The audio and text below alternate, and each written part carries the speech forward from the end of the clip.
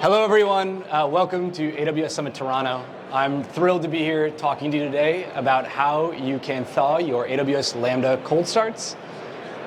Before we get started, this is an interactive talk, so if you brought your smartphone, go ahead and scan it.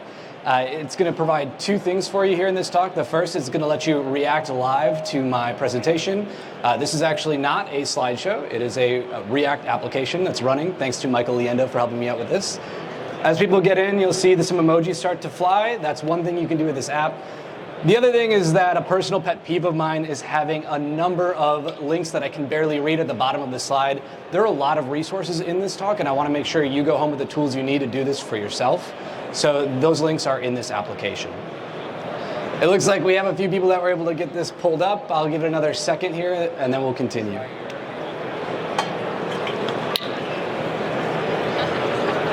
All right. So before we begin, I want to talk a little bit about who I am and why you should care about what I have to say. My name is AJ Steibenberg. I'm recently an AWS Serverless hero. This is very new to me. It happened last week. Previous to this, I was a community builder for 3 years. I've been building serverless applications on AWS since late 2016, and I'd consider myself sort of a serverless community member starting in early 2017. I'm predominantly focused my work these days on building open source serverless libraries and developer experience applications, things like helping your serverless developer experience be more well-rounded and more applicable to your day-to-day work. Before I worked at Datadog, I was also the principal engineer at Serverless Inc. I don't know if we can get some fire emojis in chat, but if you ever use the Serverless framework, it's the company behind the Serverless framework. Okay, we got some eyeballs and some fire emojis. And today I'm a staff engineer at Datadog. When I'm not working on serverless applications, I like jumping off of tall things with a parachute. I was just in Twin Falls, Idaho 3 weeks ago jumping off this bridge. But today, we got to talk about cold starts. So one thing we do have to talk about anytime we talk about cold starts is Amdahl's law. So we'll kick off this talk with a discussion about Amdahl's law and how that applies to how you should think about and consider the performance implications of your AWS Lambda cold starts. After that, you'll have to learn how to measure and benchmark these cold starts for yourself. As the saying goes, we can't fix what we can't measure. Finally, I'm going to spend a fair bit of this talk explaining how you can actually optimize these cold starts, minimize that time spent during initializations, and deliver better customer outcomes. Amdahl's law states that the overall performance improvement gained by optimizing a single part of a system is limited to the fraction of the time that improved part is actually used. When we apply this law to serverless AWS Lambda cold starts, what that means is that cold starts pane generally only occurs around 1% of your function invocations. So although this talk is entirely focused on this sliver, this 1% of your invocations, according to AWS and others, I do want to frame it in mind and say if you're going to improve that 1% performance, it's only going to be relative to that 1% of the time it actually happens. These improvements won't help you during a warm start if you have cold queries, if you're transferring a large amount of data, if you're constrained on I/O or network. All right, the asterisk for the talk has been set aside, and now let's talk about what a cold start actually is, or at least what I thought it was. When a Lambda function is deployed to AWS, a few things have to happen before it can be invoked. The first thing that has to happen is a sandbox, in this case now it's running on something called Firecracker, has to be created and initialized, and then your source code, or your container image, depending on how you deploy your Lambda function, needs to be pulled into that instance.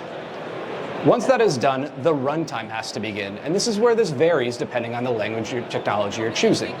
If you're using Node.js, Python, or Ruby, these are interpreted languages that will have to spin up and start to read your code before your application can start.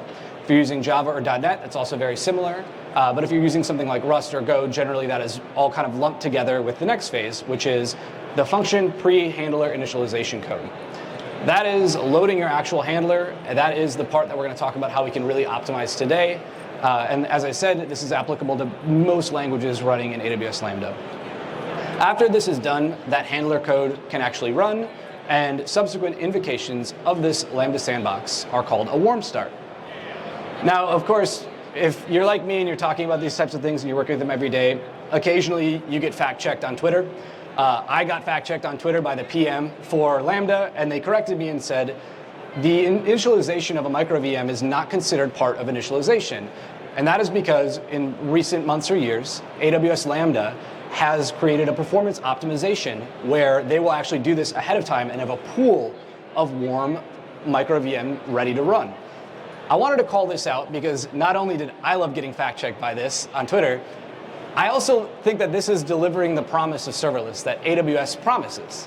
And we heard in the keynote today that the benefit of being on the cloud as we go to these more opinionated software systems like AWS Lambda is that this will improve underneath you.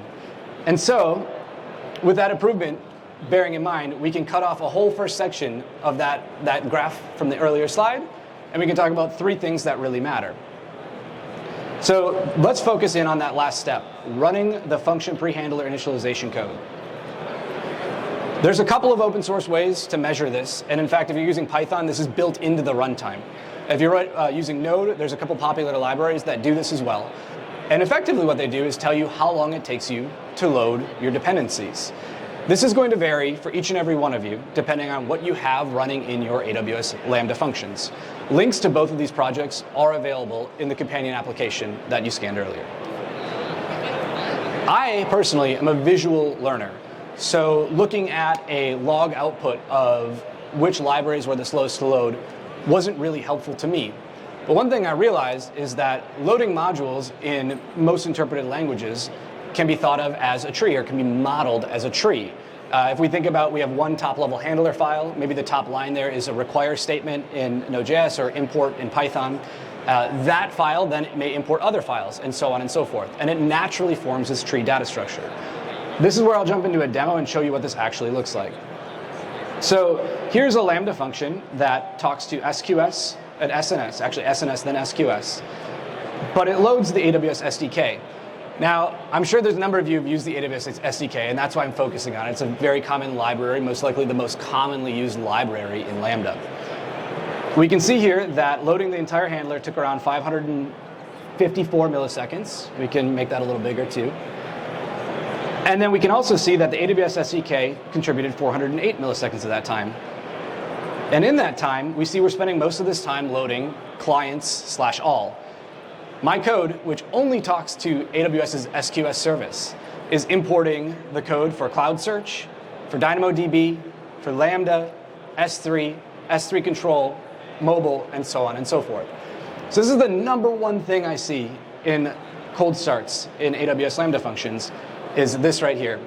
How many people have done this? Give me some fire emojis in the Slack or in the reaction channel, or give me some eyes if you've done this. I think lots of people have done this right away. This is applicable predominantly in Node.js, but we're requiring the entire AWS SDK, but we're only using SNS. Now let's take a look, as I said, what that looks like. About 401 milliseconds is spent loading all of the clients from the SDK. Now, let's take a guess. Let's say, how many milliseconds do you think we'll save by surgically importing just the SNS client? If you think it is 0 to 100 milliseconds, give me the eye emoji. If you think it's 100, 200 milliseconds, let's see the taco emoji. 300 milliseconds to 400 milliseconds, you can give me the thumbs up. And if it's more than 400 milliseconds, give me the fire emoji. Lots of eyeballs, tacos, seeing some fires.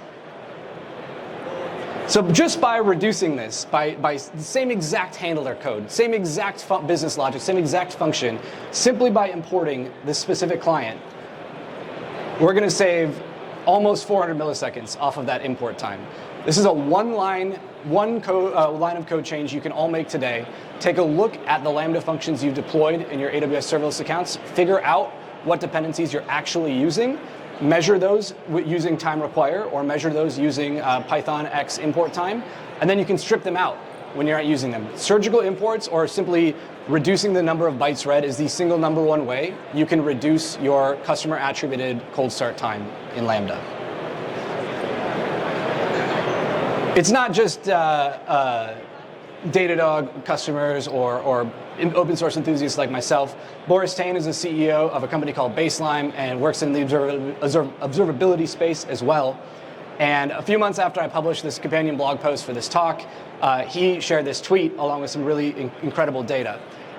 One simple change from import SSM from AWS SDK to instead import SSM from AWS SDK client SSM saves 500 milliseconds on the initialization time of their AWS Lambda cold starts.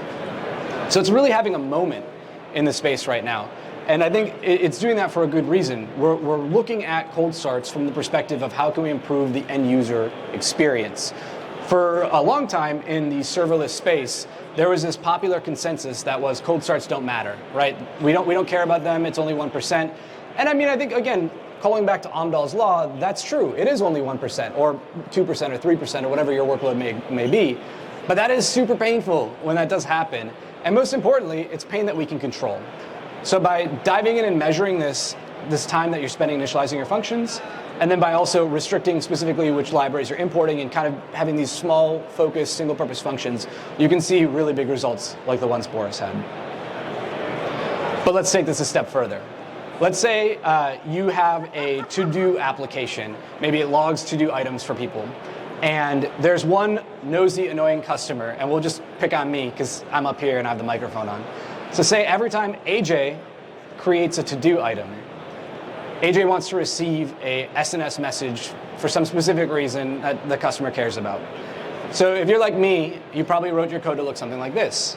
The top of the handler file, we're going to load the DynamoDB client. We need that for everybody. We're going to pay that cost no matter what. And then after that, I've got the SNS clients loading for AJ. So let's take a look at what that does inside of a flame graph. When we have to eager load multiple things out of the AWS SDK, we pay a performance penalty. We pay a little bit of time. This specific demonstration is using the AWS SDK v3.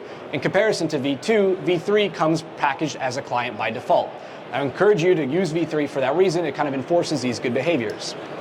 So we see that we're going to load 210 milliseconds. We're going to spend loading the DynamoDB client.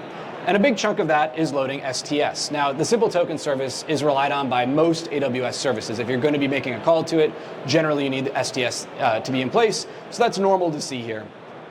But we see further down the line, we have some other dependencies. We have libdynamodb, which is a client library for interacting with Dynamo more easily. We have the AWS CRT, and then we also have the SNS client. The SNS client loads in around 49 milliseconds. But we are loading this no matter who is making this call. And in this specific case, this is just a normal user that's writing to DynamoDB. So this isn't AJ, right? This is just some other user, but they're paying to import, they're paying the tax to import the SNS client in this case, when really it's just for me, right? AJ's calls need it, nobody else needs it. So one thing you can consider doing is lazy loading. Now, lazy loading simply says, let's move these dependencies into a method, and we'll only call that method when we need it. When we do this, specifically in Node, but also in Python, we'll hoist these dependencies or make them available in the rest of the process for the rest of the life of the process. So even if you call this method more than once, you only do it, the only penalty to load these bytes is called one time. It's effectively amortized. Now, what we can do is write our business logic such that we only call load SNS when a message or a to-do item for AJ comes around. And if you're building a multi-tenant SaaS application like so many of us are, one customer can represent an outsized fraction of your requests. That does happen, but oftentimes they're 1%, 5%, 10% of those calls. And with Lambda, when you scale out by concurrent requests, you may be paying this multiple times over, even if that person's request will never, ever hit that Lambda sandbox. So let's take a look at what that looks like now on a cold start. So now you can see we've cut around 50 milliseconds off the total time. We're still loading DynamoDB, but now there's no additional span for those 49 milliseconds in SNS. It's gone, it's not being loaded. So at this point, we've lazily loaded SNS. We're only pulling that in when AJ's request comes around. But let's take a look at what that looks like when AJ's request comes around. So I'll show you this on the screenshot, and then I'll walk you through the flame graph. But this is just the same exact API. It's receiving a request from API Gateway. But we see that loading the SNS client is now deferred into the Lambda handler itself. So instead of occurring during initialization, this happens during the Lambda function itself. Now there's two downsides to this. The first is that you only pay for runtime, you don't pay for init time with AWS Lambda. I stress to all of my customers and everyone who wants to benchmark and measure their AWS Lambda cold starts that today that is just something that AWS gives you, but it's not a contractual guarantee. So if you take a dependency on that, we should all just be aware that at some point we may be charged for init time. The second, and this is also relatively unpublished but generally discoverable in the community, is that you tend to get unthrottled vCPU access during the initialization time, which is why loading these bytes into the node process took 30 milliseconds longer during the call for AJ's to-do item instead of happening in 49 milliseconds as we saw earlier. So here's the same flame graph but actually live. And there's two things I kind of want to call out here. The first is just that this adds a pretty negligible overhead to AJ's request. It's about 80 milliseconds. And you can see now, when AJ's request comes in, now we're doing both the put to DynamoDB as well as the publish to SNS. So we've kind of surgically imported this library and used it where we needed it. Now you can apply these. I see a lot of applications for this in terms of like authorizers or authorization code. If you have a Lambda authorizer itself and you have a couple of different cases that you fall through, you may only need to load those cases when they come up. That's a common item, and also a lot of these cases when you're running parallel requests to different services for various reasons. A number of folks are embracing EventBridge. It's one of my favorite new serverless services. I also have a lot of production workloads running SNS and SQS today because that's what we had for so many years. So if you're migrating, you may be in this situation as well, where you're pushing to both an event bus or an EventBridge pipe and also an SNS topic. And this is the type of thing where you can apply per message filtering to decide how much of that code you're going to load at once. So let's sum it up here. In order to thaw your AWS Lambda cold starts, the number one thing you can do is prune dependencies. If you can reduce the number of bytes that have to be copied into that sandbox, and if you can reduce the amount of data that you're going to have to read by that Node.js or Python or Ruby process, or Java or .NET, that will reduce your cold starts first and foremost. The next thing we can do is just correctly import only the parts we're using from those libraries. This isn't just on you. This is also on library developers and open source developers and people like myself that provide observability tools for this type of thing. We have to make it easy for you as developers to know what you need to accomplish your task and to not provide or not force you to load any other bytes you don't need. I'm not sure if anyone saw this. Give me a fire emoji if you saw the most recent paper released by the AWS Lambda team around container caching. I didn't have time to work it into this talk, but they did release a really, really great paper on how they make container images start just as quickly as zip file bundles inside of AWS Lambda, even though they allow container images to be 10 gigabytes when the maximum size of a Lambda function is 250 megabytes for a zip file. This is basically what they're doing. They're doing a lot of lazy loading behind the scenes. Like, that's kind of the answer. And that's the last point and the key takeaway I want everyone to kind of come across here is that don't load anything into your AWS Lambda functions unless you really need it, especially if you're only going to use it for one customer or one edge case of one customer or one specific path. If you're building monolithic Lambda APIs, maybe you're running Express.js or you're running like Sinatra or Flask inside of your serverless Lambda function, you got to be very careful that you're not loading a bunch of other heavy dependencies that are meant to be amortized when a server starts up, because you're paying that cost when that cold start occurs, or the customer pays that cost when that cold start occurs. The other thing we can always do is reduce bytes read. This is more of a generalization of the above 3 points, but I want to call it out specifically because we find that there is a much, much, much higher impact on reducing bytes read versus reducing bytes in the package. And that goes back to AWS Lambda's underlying architecture and some of the great talks that people like Julian Wood have given when they talk about how they make Lambda so fast. They lazy load. They're only going to grab the bytes that you need. They're only going to open the files you need. They're not going to take your entire zip file and mount it like it's a file system, right? They're only pulling the files that your specific handler calls into. But you can do the same thing, and we're sort of partners in this, right? We're customers, but we're also shaping the focus and the future of these systems. And the more we both collectively understand both AWS and customers, the better we can have better performance. And this is exactly a situation in that regard. And finally, this is something that was not the focus of the talk, but break up your Lambda functions. If you're new, if you're adopting Lambda into your organization, if you're building Lambda for the first time, building on Lambda for the first time, it's very easy to want to run a traditional Express app or a Flask app or Sinatra app or an entire Spring Boot application in your Lambda function. The smaller and more focused these functions are, the less painful these cold starts will be. Now, in this talk, I didn't talk about two other ways that you can really thaw your cold starts, which are products that AWS offers, right? AWS Snap Start for Java, big one. Definitely check that out if you haven't yet. And then also, provision concurrency can help you out a lot here. It's just an additional cost you pay. I wanted to focus really on what you can do and what you can take home. And that's my last slide. You can do this. These tools are available. You can benchmark this. All of the code to generate these Sling graphs is open source. You can download it. You can try it out. You can create these and figure out what your Lambda functions are actually doing. At any rate, that's all I got. I want to encourage everyone, please take this survey. If you like the talk, if you like interacting with me or like hearing what I have to say, rating this survey is what helps get me back to so I can talk at these types of conferences. I think we're going to open it up for questions. Thank you so much.